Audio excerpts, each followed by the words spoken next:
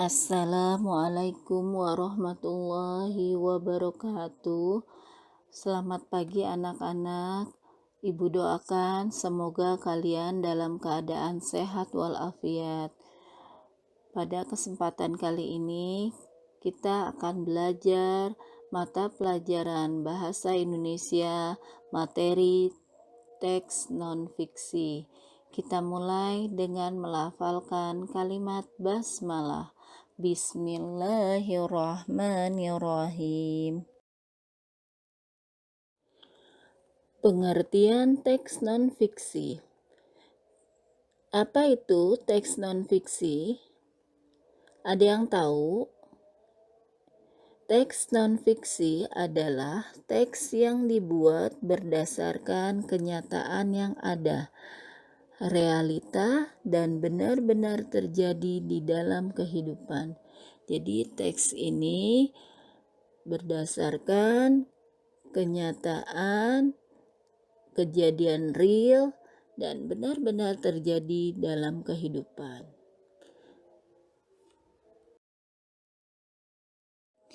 Ciri-ciri teks non-fiksi. Ciri-ciri teks non-fiksi apa saja? 1. Menggunakan bahasa yang formal. Jadi teks non-fiksi menggunakan bahasa yang resmi.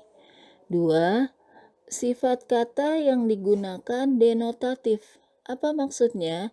Sifat kata yang digunakannya adalah kata yang sebenarnya. Jadi penggunaan katanya adalah kata yang sebenarnya, bukan kiasan. 3. Tulisan berbentuk ilmiah. 4. Dibuat berdasarkan fakta. Dibuat berdasarkan kenyataan yang terjadi. 5. Temuan yang dituliskan adalah temuan baru atau pengembangan dan temuan yang sudah ada. Jadi tulisannya itu berdasarkan temuan baru yang baru saja ditemukan atau pengembangan dan temuan yang sudah ada.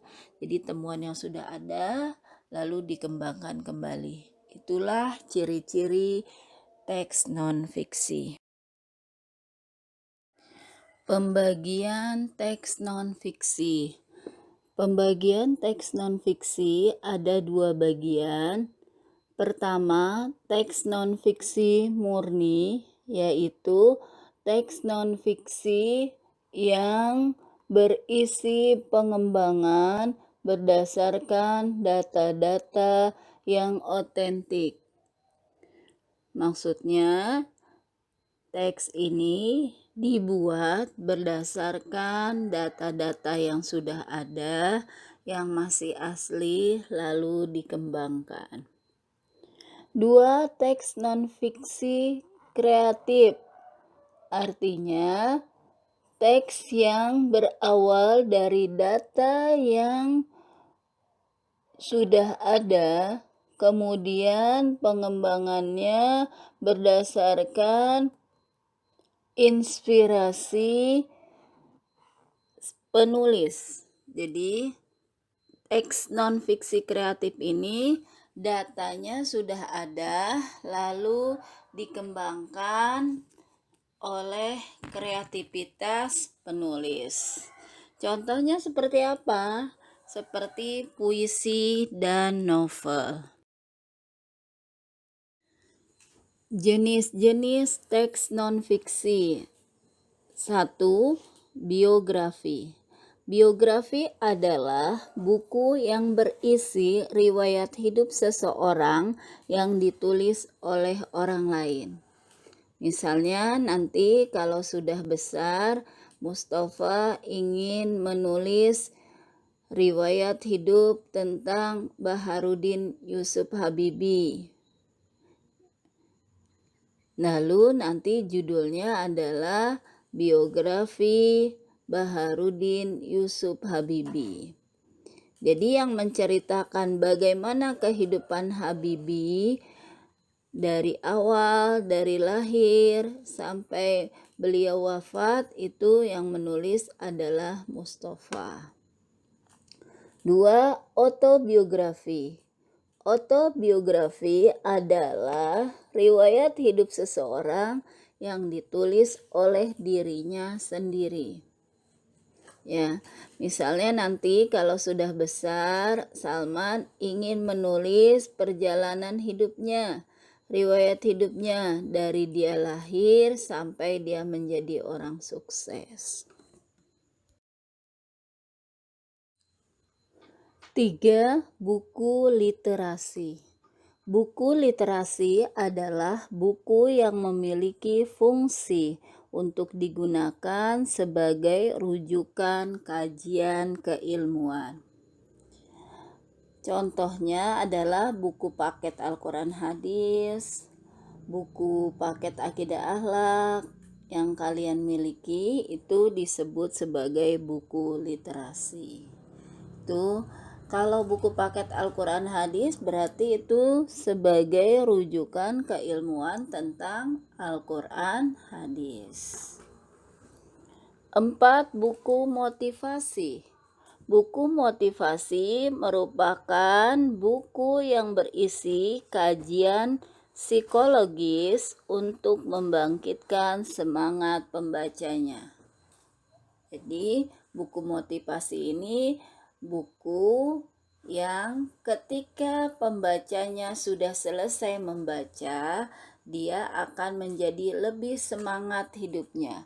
Dia akan termotivasi dari buku motivasi tersebut.